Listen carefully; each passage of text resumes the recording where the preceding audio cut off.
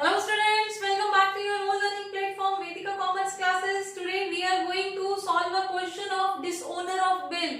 Before solving the question, we should know the meaning of dishonor of bill. अब dishonor होने का मतलब क्या है बिल का? बिल जो हमने अभी सेल्स के बदले में जनरेट किया था, ड्रॉर ने जनरेट किया था, ड्रॉई ने एक्सेप्ट किया था और उसकी एक मेच्योरिटी डेट थी, उस मेच्योरिटी डेट पे उस बिल को पे होना था, ठीक है। लेकिन यहाँ पे जो ड्रॉई है वो उस पेमेंट डेट पे या मेच्योरिटी डेट पे उस बिल को पे करने से मना कर देता है और किसी भी वजह से बिल पे नहीं हो पाता है।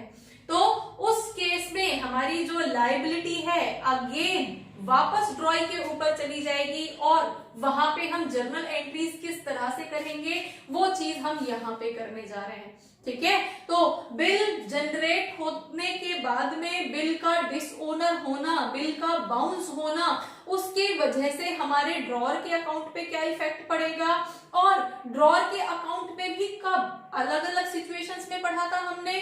फर्स्ट सिचुएशन वाज जब ड्रॉर खुद उसको होल्ड करके रखता है मेच्योरिटी तक। सेकेंड सिचुएशन वाज कि उसने उस बिल को बैंक से डिस्काउंट करा लिया था, तो क्या सिचुएशन होगी, तो क्या एंट्री होगी। नेक्स्ट उसने बिल को किसी थर्ड पर्सन को एंडोर्स कर दिया था, तब उसके अकाउंट में क्या एंट्री होगी, एंडोर्सी के अकाउंट में क्या एंट्री होगी। वो सारी चीजें हम यहाँ पे करने जा रहे हैं जहां पे बच्चे नॉर्मली कंफ्यूज रहते हैं और कंफ्यूजन जहां पे जो टॉपिक सबसे ज्यादा इजी होता है उस टॉपिक में कंफ्यूजन के चांसेस भी ज्यादा होते हैं, तो उसको हम वन बाय वन यहाँ पे सॉल्व कर लेते हैं, ठीक है। तो बिल बेसिकली हमारे पास जो बिल ऑफ एक्सचेंज है उसकी ड्रॉर के अकाउंट में क्या एंट्री होगी और सिचुएशन क्या होगी। सिचुएशन हमारे पास क्या थी, फर्स्ट सिचुएशन वो खुद होल्ड करके रखता है, hold bill of exchange till maturity, fine first situation. Second situation जब वो उसको डिस्काउंट करा लेता है, डिस्काउंटेड फ्रॉम बैंक, वो बैंक से डिस्काउंट करा लेता है, ठीक है। एंड थर्ड सिचुएशन जब वो उस बिल को एंडोर्स कर देता है to C, third person endorsee को एंडोर्स कर देता है। तो अब जब हमारा सबसे पहले हमारा जब बिल बाउंस हो रहा है या डिसओनर हो रहा है और उसने उस बिल को, ड्रॉर ने उस बिल को मेच्योरिटी तक 3 मंथ्स, सपोज हमारी मेच्योरिटी थी तो 3 मंथ्स तक होल्ड करके रखा हुआ है और पेमेंट आनी थी।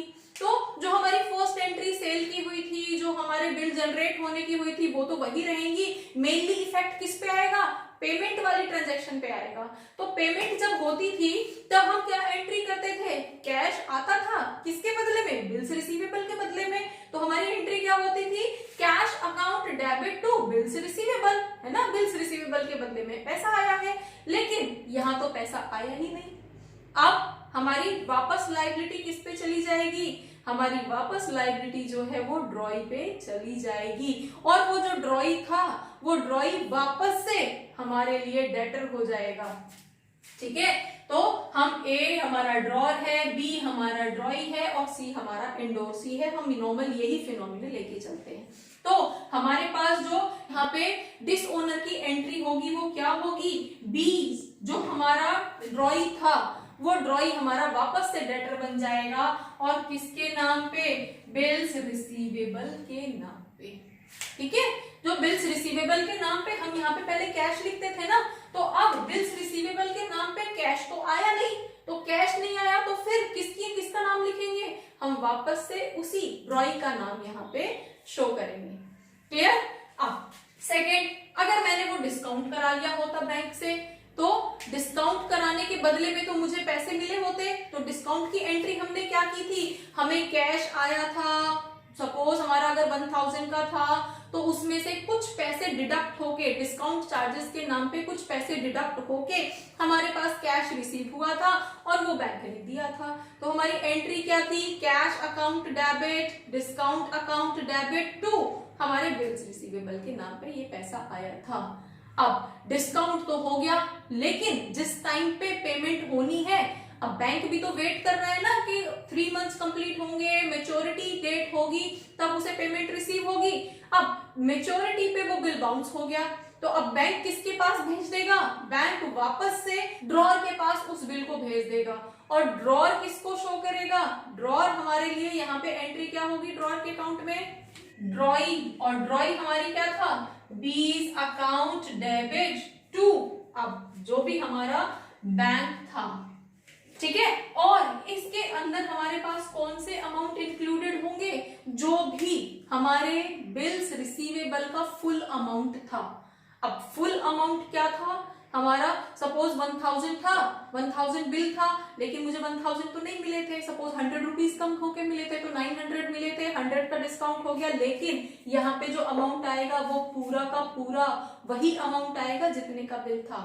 1000 का था तो 1000 ही होगा, प्लस अगर नोटिंग चार्जेस भी लगे होंगे तो वो नोटिंग चार्जेस भी यहाँ पे आएंगे और पूरा अमाउंट आपको यहाँ पे पे करना पड़ेगा। ड्रॉई को अब यहाँ पे वो नोटिंग चार्जेस भी पे करने पड़ेंगे।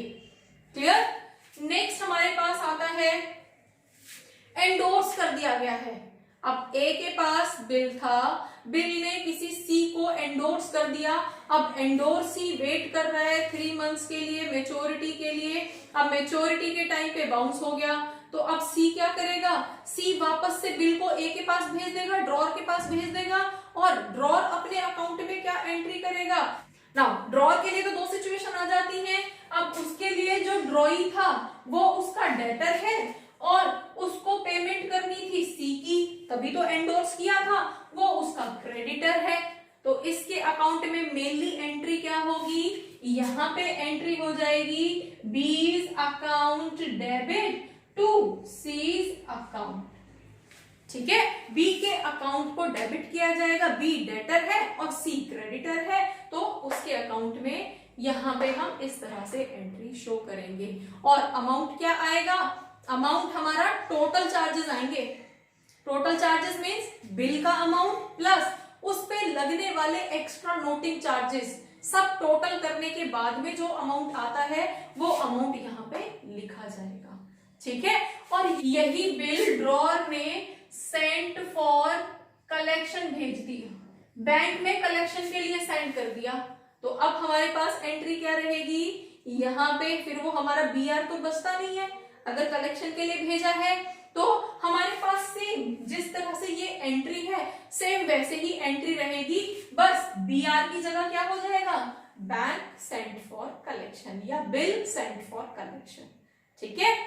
तो एंट्री क्या हो जाएगी हमारे पास? बीज account debit to bill sent for collection, और इसके अंदर हमारे पास क्या रहेगा? बैंक या फिर कैश अकाउंट। इसके अंदर क्या रहेगा? हमारा टोटल अमाउंट। होपफुली बिल जब डिसओनर होता है तो उसकी किस सिचुएशन में हम किस तरह से एंट्री करते हैं ये आपको समझ आया होगा। For numerical calculation of this, keep watching, keep learning. Thank you.